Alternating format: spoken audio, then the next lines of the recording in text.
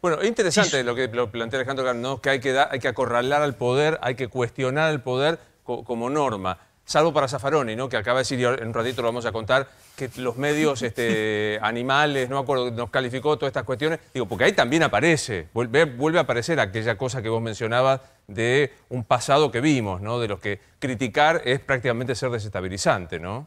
Sí, sí, por eso creo que hay que poder discernirlo, porque para atar los temas, acabamos de celebrar entre todos, como compatriotas, un punto de partida positivo en la economía.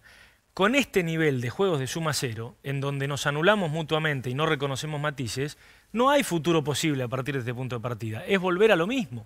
Es decir, porque hace falta una dinámica política que permita esta flexibilidad. Flexibilidad no es ser cómplice, por el contrario, es poder ser al mismo tiempo inflexible con aquello que hay que oponerse y condescendiente con aquello que se puede acompañar.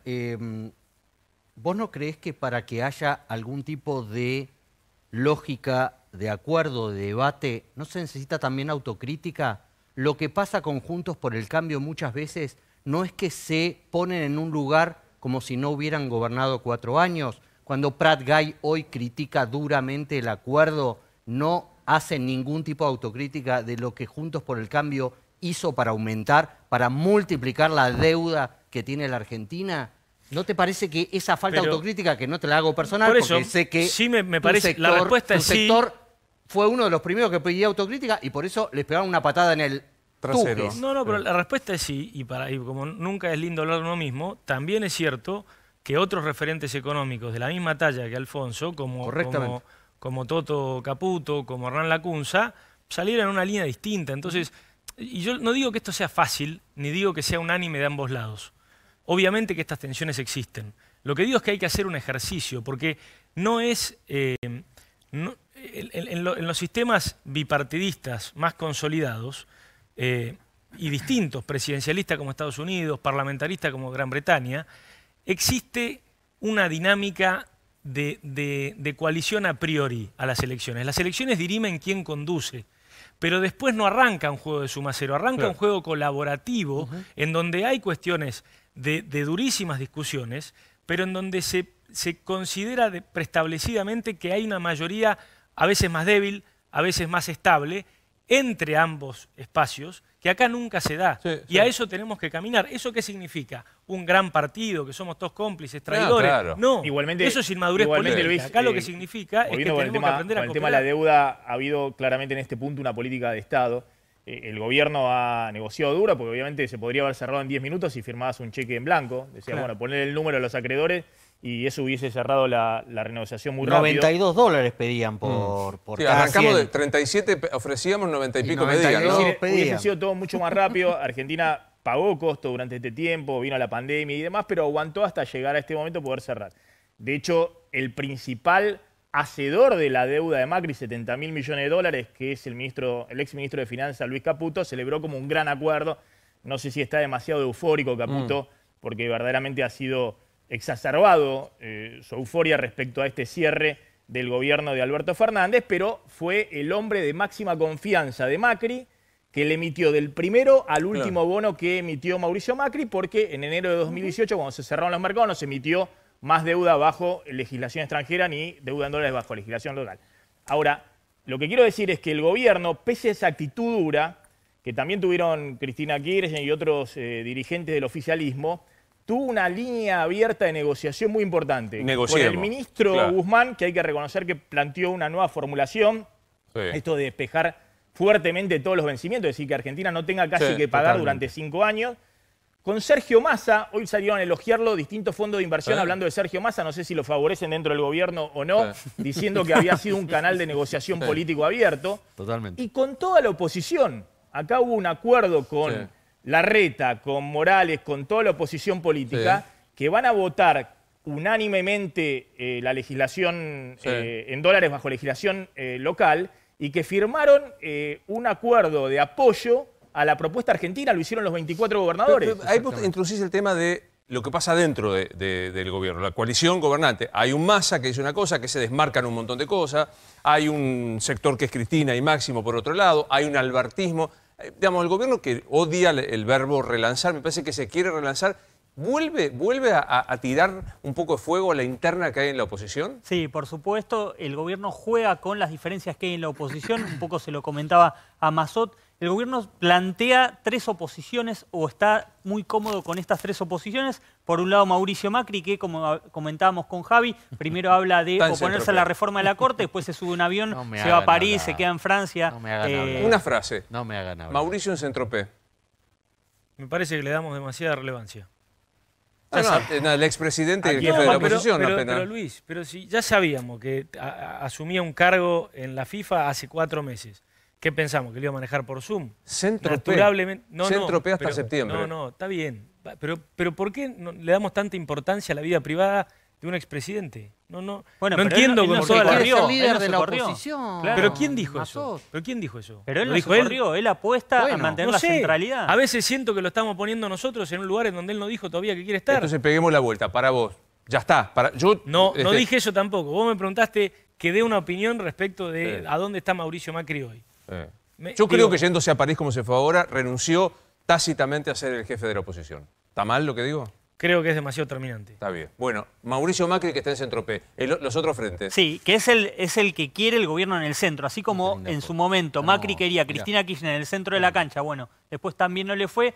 El gobierno quiere a Macri en el centro. Después está la oposición más dialoguista que encarnan María Eugenia Vidal, Horacio Rodríguez Larreta, que entiendo que tiene muchos puntos de conexión con Nicolás Massot, esa oposición que se muestra constructiva, que acalla a los halcones o intenta acallar a los halcones, y por otro lado el tema en las legislaturas, tanto en el Congreso Nacional, en el Senado, como en la legislatura bonaerense, que de alguna manera ahí se reparte el juego entre las referencias a los halcones, las referencias a María Eugenia Vidal y a Larreta, y también a los intendentes que tienen un poder político importante, ¿no? Dame tu análisis, Alejandro, de esto de este tríptico que plantea acá Nacho de los 3 sectores de la oposición. ¿Te parece que intenta esto, cierra esta idea? ¿Qué pasa con Macri? Yo no tengo muchos elementos más que los que se ven en los medios para hablar de qué ocurre en la oposición y de qué ocurre con Macri. Yo creo que sería bueno para la política que Macri se quede de costado en la próxima etapa. Su experiencia de gobierno fue muy frustrada. Se perdió la ocasión de introducir reformas institucionales importantes que la sociedad exigía. La reforma de la justicia se le pedía a ese gobierno. La supresión de los organismos de inteligencia se le pedía a ese gobierno, el mejoramiento de la calidad de los organismos de control se le pedía a ese gobierno. Creo que estos objetivos institucionales no funcionaron y el resultado económico, por lo demás, sabemos que fue muy pobre, sino peor aún. Entonces, no sé si es una figura que le conviene a la sociedad argentina, y me parece que se ha colocado del lado de los más confrontativos en su coalición. Yo creo que necesitamos que la oposición sea una oposición de diálogo y de producción de ideas. Yo diría lo siguiente, Luis, estamos, y es normal que estemos hoy concentrados en el acuerdo del Estado con los acreedores extranjeros, pero como dicen los sociólogos, esto es una condición de higiene, ¿no? Ya que estamos tan empapados del lenguaje de los sanitaristas, el quirófano tiene que estar limpio para hacer una operación. Pero la operación no depende de que el quirófano esté limpio. Es una condición sin la cual la operación va a fracasar. Ahora hay que empezar a operar. Quiero decir, ahora hay que empezar a diseñar un futuro que sea diferente de todos los pasados que conocemos. Hay condiciones para hacerlo por muchas razones. La renegociación de la deuda es una de esas razones. Liberar el pago de los próximos años es una razón. Sí.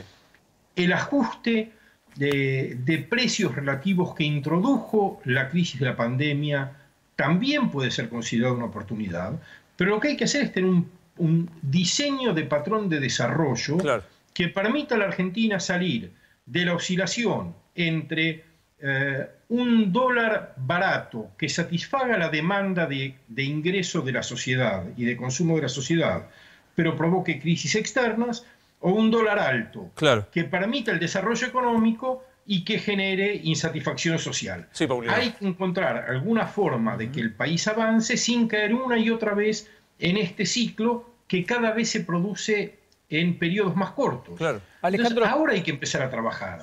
yo tengo la impresión, no sé si coincidís, que en general la tesis del gobierno, vislumbrando lo que Nacho decía, más o menos similar a lo que ha ocurrido en los últimos años en la Argentina. Es decir, el peronismo toma el poder, crea sus propios anticuerpos. En los 90 fueron Chacho Álvarez y Bordón. En la década de Néstor Kirchner y Cristina Fernández de Kirchner emergieron como adversarios en su momento distintos referentes en 2009, Massa en 2013.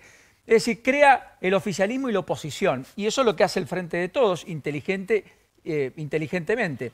Y va y busca dividir la oposición, fragmentarla. En ese contexto, naturalmente, ser el líder, aunque no sea el líder mayoritario con el 50+1. ¿Te da la impresión que el gobierno va a hacer algo diferente y va a buscar un verdadero gobierno de coalición? ¿O que está en esta lógica de tender los mismos acuerdos que políticamente han sustentado cada vez que el peronismo llegó al poder, o 10 años y medio con Menem, o 12 años con el kirchnerismo? Bueno, a ver, nuestra cultura política es nuestra cultura política, no es la cultura política británica ni la cultura política uruguaya, es la nuestra. No es una cultura política cooperativa, es sin embargo una cultura política que coopera en las crisis más que en los momentos de normalidad. Es una cultura política que ha sabido transitar situaciones terriblemente difíciles sin quiebras del sistema. Desde la recuperación democrática hemos pasado hiperinflaciones, sazonadas militares, la crisis de 2001, la crisis global de 2008 financiera y este momento trágico del mundo. Y nuestro sistema político, con sus vicios, resiste y contiene una sociedad que no estalla, que no se vuelve ingobernable y que no le quita legitimidad a los gobiernos. Creo que esos son virtudes de un sistema político muy defectuoso.